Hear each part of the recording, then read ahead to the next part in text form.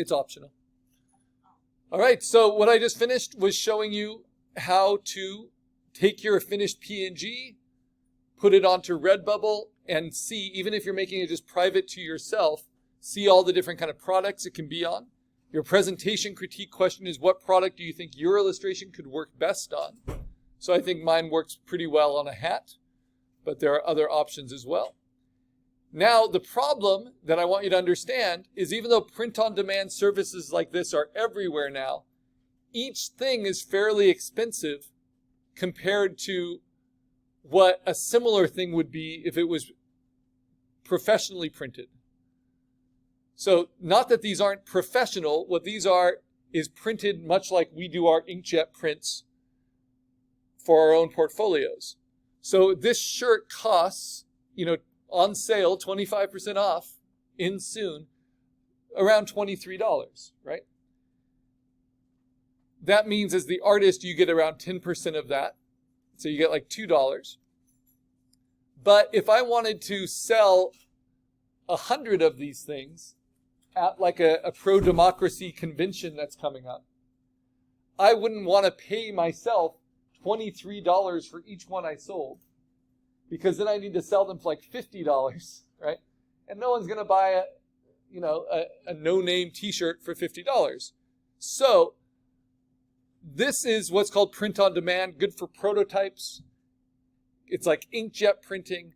But if you wanted a professional, you'd have to separate it out into a minimum, or a maximum rather, of 4 inks, right? White, black, and then cyan and magenta. And then if you want full color, you actually have to do, for dark t-shirts, 5 inks. White base color, and then cyan, magenta, yellow, and black ink. So to do that, you need to understand how color separation works. And we're going to be going into this a lot with the next assignment and our posters. But what I'm going to do is take not my PSD, because I've saved it, it's all good.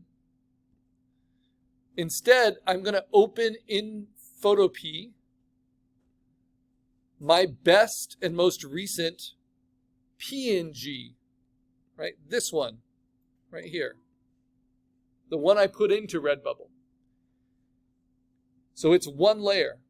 And then what I'm going to do is show you how that can be separated into the different colors. So all along, we've been using Photopea. Right next to layers is something called channels. So if you click on channels, you will see how the computer sees this image. And it sees this image in 3 colored lights. And those 3 colored lights, which are RGB, red, green, and blue, are the only colors that your computer screen needs to show you the millions of color variations that you see. So let's turn off some of these channels. So if I turn off the red channel, I see what the blue lights and the green lights do when they're turned on.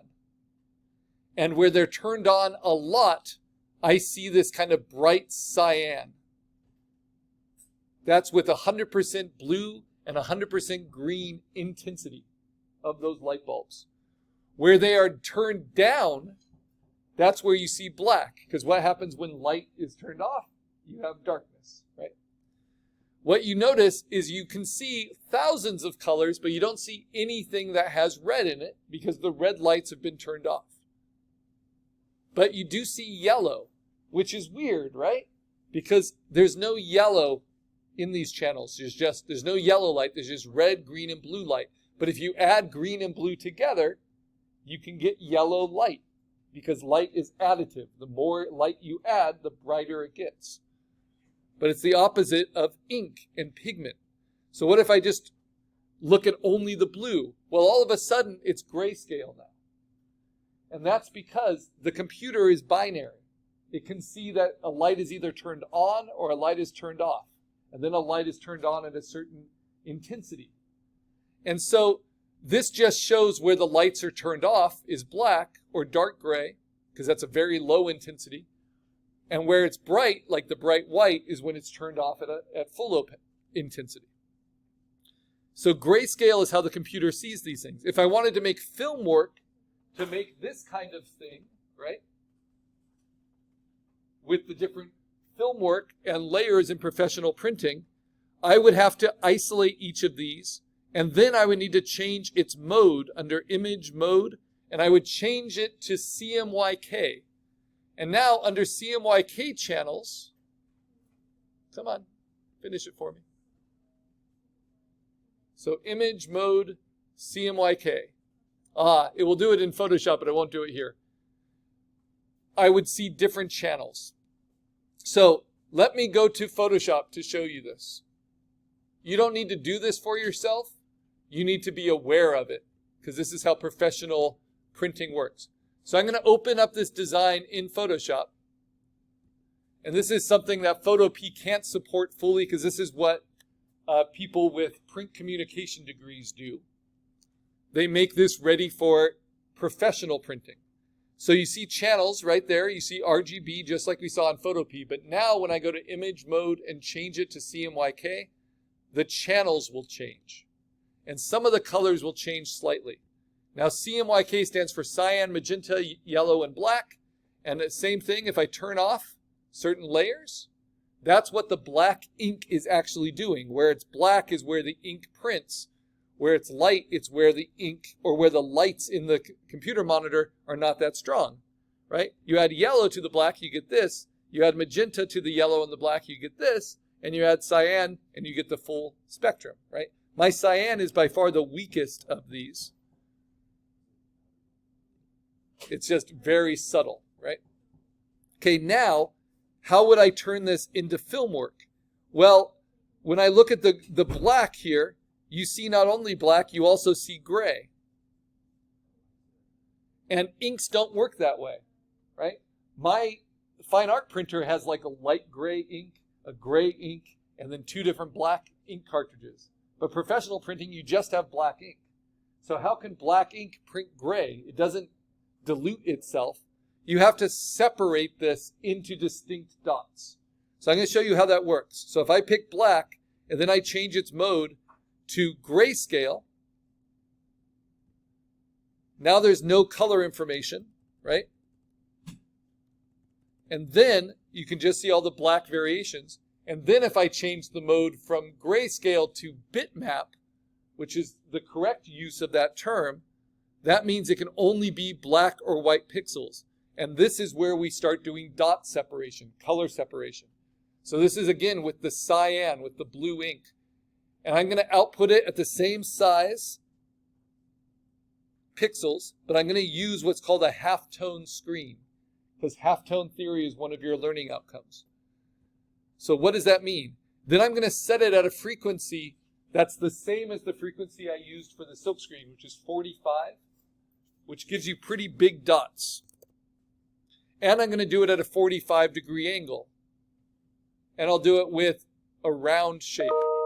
So let's see what we get. Boom. So now, from a distance, it looks like I have gray. But I don't have gray. Bitmap only allows for black pixels or white pixels, because that's how the ink actually gets printed professionally. So in order to mix your colors, you need to have these dots all separated out. Now if I go from the very beginning, I actually have created a little program within Photoshop that does this for me. It's called an action. And if you want to play with this action in Photoshop, you can. It won't work in Photopea, but it's in the shared Dropbox files. There's a whole folder of my actions that you can play with. This action is called Karl color separation, and the particular one I'm going to use is for CMYK full run. Then all I do on one layer is press play. And what that's going to do is give me a bunch of different layers. One that's cyan, one that's yellow, one that's magenta, one that's black, and then one that is combined. And it allows me to register each color separately. But because they're all at the right angles, when they overlap with each other, they all blend.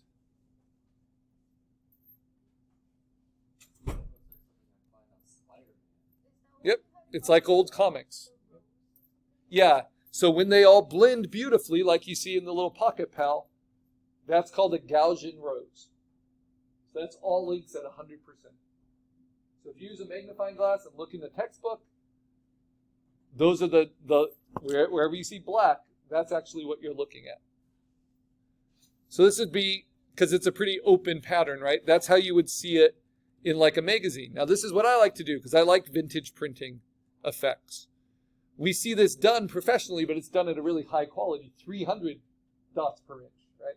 Or pixels per inch, but printed out at much higher print quality. This is only 45 dots per inch. So if I take this and then I layer it onto my original, this is when you can start playing with these kind of effects.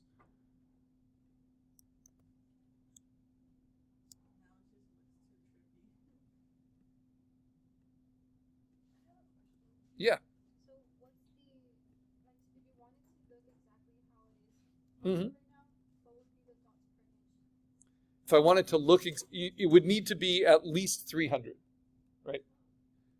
Not dots per inch, but pixels per inch. I mean, like when you print it out, like how many? So there's the physical size of the paper, right? And then for whatever physical size you want it to print on the paper, you want its resolution to be at least 300 for printing. That's why it's the standard minimum for printing. Does that make sense? And that's the same for professional printing. It's just the professional printer is going to print it with only cyan, magenta, yellow, and black ink on white paper. That paper is a lot cheaper than our paper because we print way more dots and way more colors than cyan, magenta, yellow, and black. So when work is professionally made, it gets reduced into these dots. I'm just making these dots really, really visible because I like the way it looks. So now I have my original illustration, right? And now I have it layered with my CMYK color separation. Really pale, but I love what that does because I'm into those vintage coloring techniques. Like a Spider-Man comic, right? Make sense? And if I wanted to, I could go back to my original illustration layer, select all the darkest black lines, duplicate those, put those on top, and then set them to multiply, boom, and you get what's called 100% black. So you see the difference between printed black and 100% black, which I like. So now maybe this is my favorite spot illustration with the CMYK effects. So I'm going to go ahead and save this. First, I'm going to save it as, because this was a PNG. So this will be my CMYK afternoon demo. We'll learn more about color separation. And then I'm going to save it as a new PNG. Don't need to save any of these. And post that as another option in assignment 5. What I want you guys to think about is posting your 3 requirements for assignment 5. Your sketch, your line art, and then your color spot illustration. And then what you're going to say when I ask you what product do you think your illustration would work best on. A journal, a bath mat, you know what. Okay, so let me save this now just as a PNG. And this is kind of my professional practice because by layering those pure cyan, magenta, yellow, and black dots onto it, I know that makes it so it will print from a printer that I can't control, you know? So it can print into a newspaper and still look as good as possible, even onto bad paper, because I'm already pre-separating out the most basic colors. But you need Photoshop to be able to do that, right? And this is usually what the printers will do for you when you pay for a big print job. I did that with the PNG in Photoshop. Yeah, you want to do it on a flattened new file because you don't want to accidentally flatten all of your PSD layers. And you have to do it within Photoshop. And I'm happy to show you and how you can download the action